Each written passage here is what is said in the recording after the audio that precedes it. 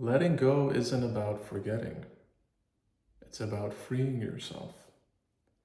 It's about allowing yourself to become who you were meant to be. It's about choosing peace and love and happiness over anger, depression, anxiety, and tension.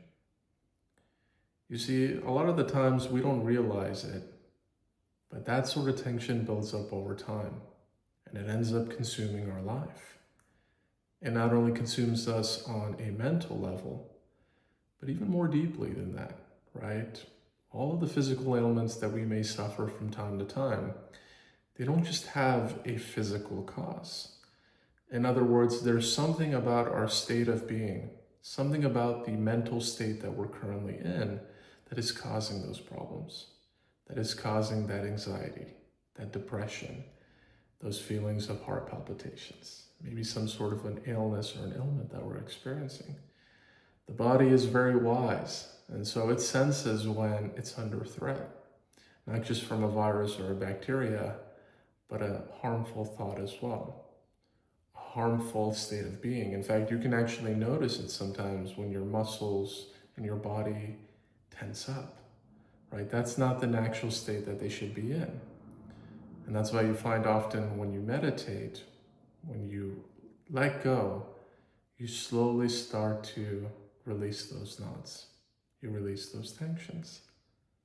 So if that sounds interesting to you, or you would like to learn more about how you can harness this power of letting go, then I encourage you to stick around and make sure to stick to the end of the video where we talk about where we ultimately want to be, which is truly letting go, truly living a life of peace, a life in the present, and a life further and further away from the past that holds us back.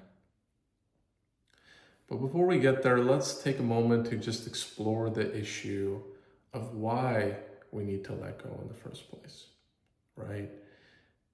We as human beings only have a finite capacity. We can only eat so much in a day. We can only drink so much in a day.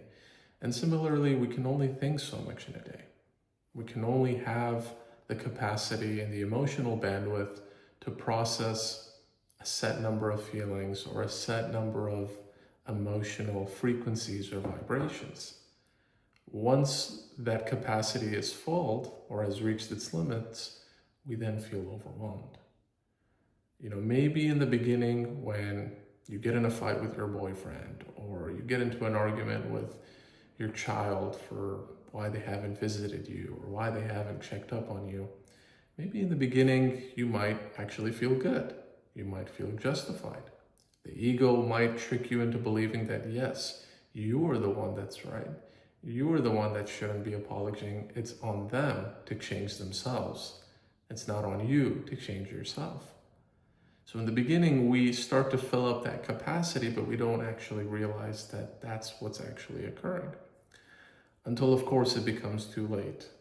And those feelings of being right, those feelings of being, not having any responsibility or not having any accountability, slowly and slowly they turn into other feelings. They turn into feelings of anger. They turn into feelings of resentment. Well, why aren't they calling me? Why aren't they visiting me? Why didn't this person do this for me, right? It was my anniversary. They didn't give me this gift, or, whatever it may be. It could be something small, it could be something big. But a lot of the times it's not just one or two emotions. It's a multitude of emotions all converging into one. And our body is very smart, as I mentioned earlier. It can notice it. But the problem is that how many of us are truly attuned to our body? How many of us truly know when our body is sending a distress signal, right? And ultimately, if we dig even further than that, it's not just the body, because the body is more or less an inanimate object. Yes, there are organs. Yes, there are muscles. Yes, there are physiological processes that are going on in the background, unbeknownst to us. But there's a creative force behind that wills for all of this to be in existence, right? And that force is our soul. That force is our true self. It's our highest self. In fact, some people will even refer to it as God, because we all come from God. Our source is God.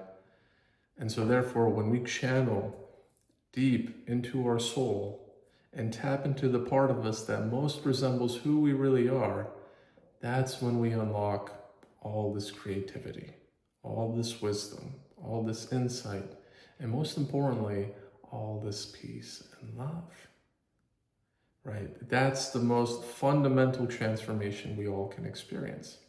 But in order to do so, we need to listen to the signs.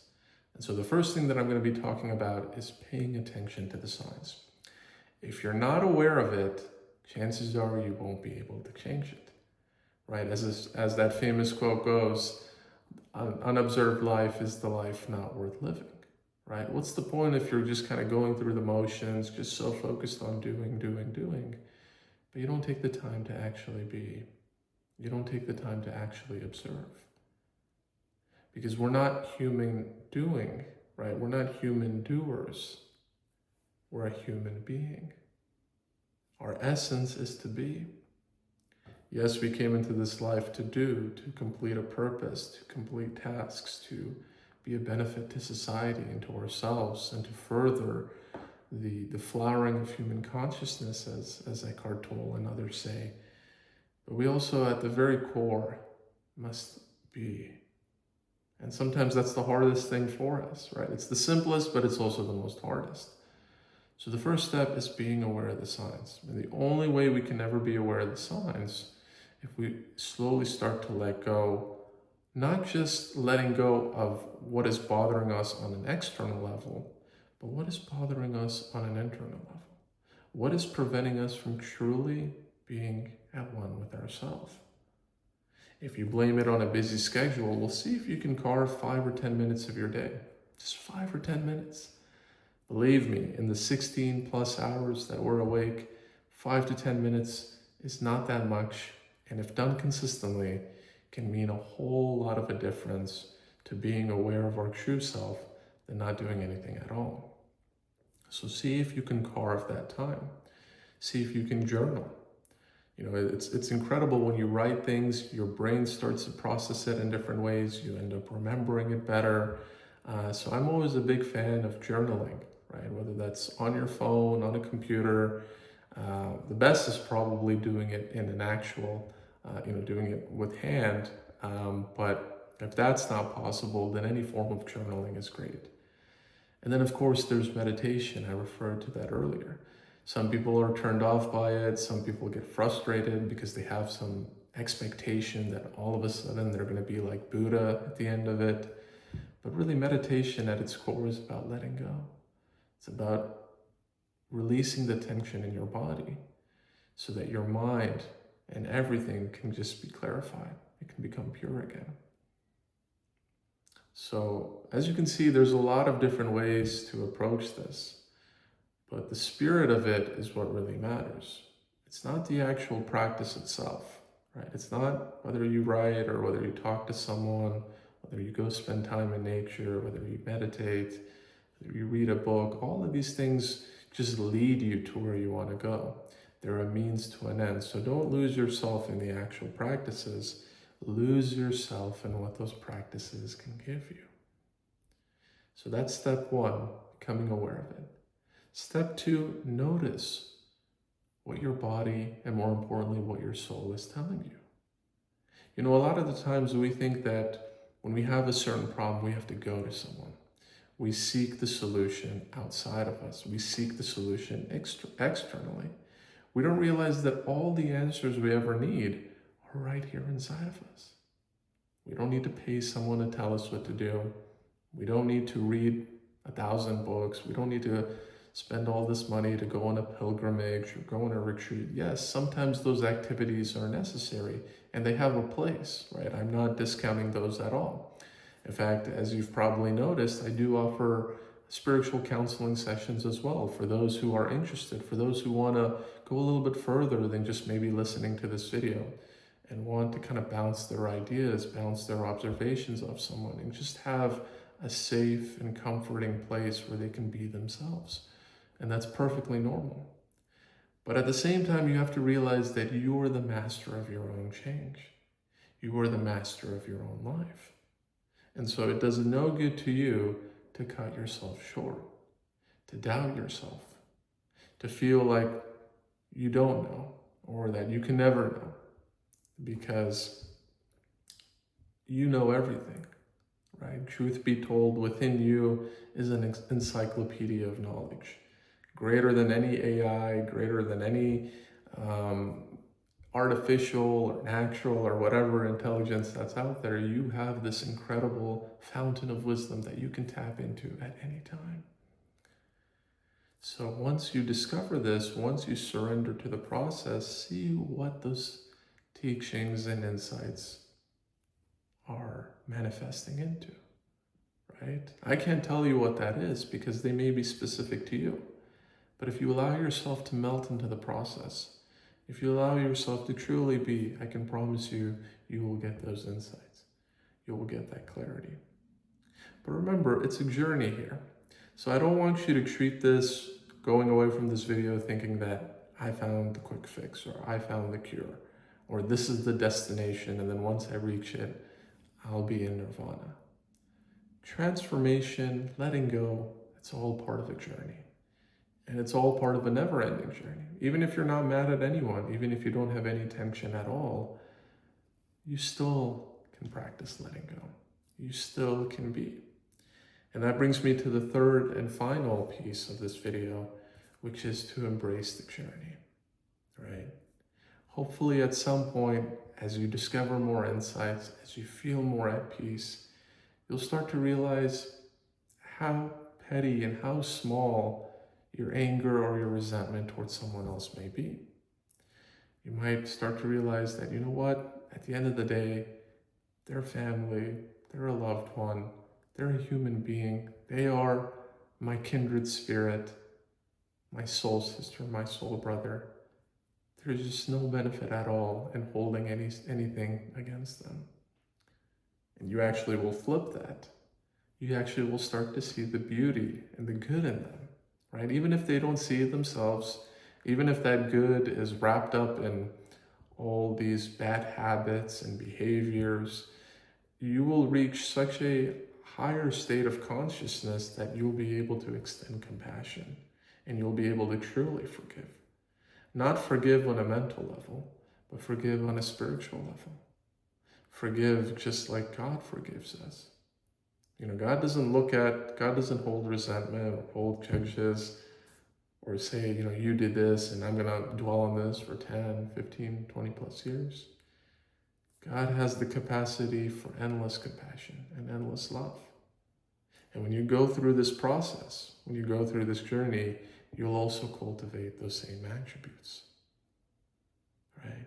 And nothing will bother you anymore. That doesn't mean that bad behavior is accepted or condoned, right? There is a difference between good and bad. But it just means you won't be so attached to it anymore. You won't be so drawn to the negative energy.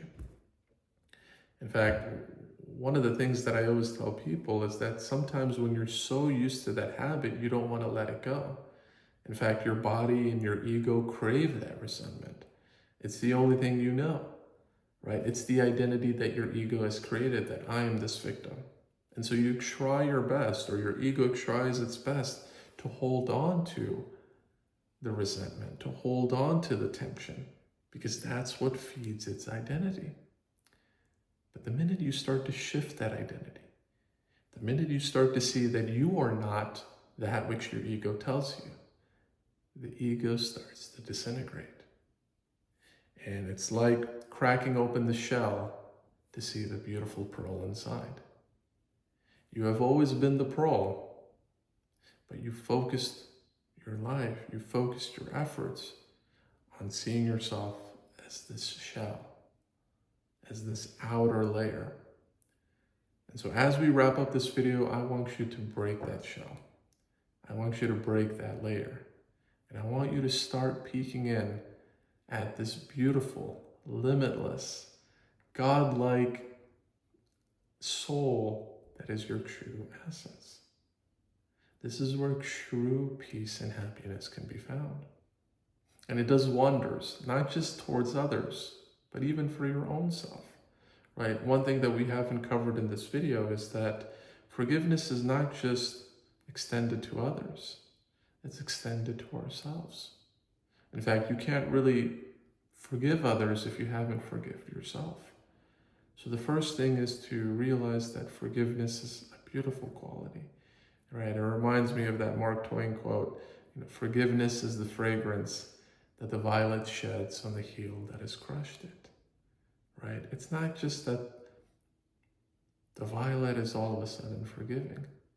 The violet is actually shedding its fragrance, shedding its wonderful qualities, even in the midst of being hurt, being crushed. So if a violet can do this, why can't God's most beautiful and perfect and amazing creation not be able to do this? Think about that. So I hope you enjoyed this video. I hope it gave you some insights into the different steps and the different phases of actually letting go, starting from being aware of the signs to then surrendering to the process and then finally embracing the journey, seeing that this is a lifelong journey, this is a lifelong pattern, and hopefully it will kickstart something amazing in your life. Hopefully you'll start to unlock other sources of ideas and creativity and change your whole DNA, change your whole identity and your sense of who you really are in life. This is where true happiness can be found. So again, I hope you enjoyed this video. If you wanted some more help, or if you had any questions, want to learn more about the spiritual counseling sessions that I offer and how we can work together to put these steps into practice, then please don't hesitate to drop a comment, or if you'd like to visit my website, www.nagjimastaman.com, for more information. I do offer a free 30-minute consultation, so no obligation. If you're interested in just chatting informally and just kind of, expressing where you are and what you think and learning a little bit more about me, I am more than happy to do that. I am here to be of service to you, to be of service to the community. It's a great honor and privilege to be able to do these videos, to do these teachings, to do the counseling and everything else. And I'm just here to be at your service. But without further ado, I wish you a wonderful day, and I look forward to seeing you on the next video.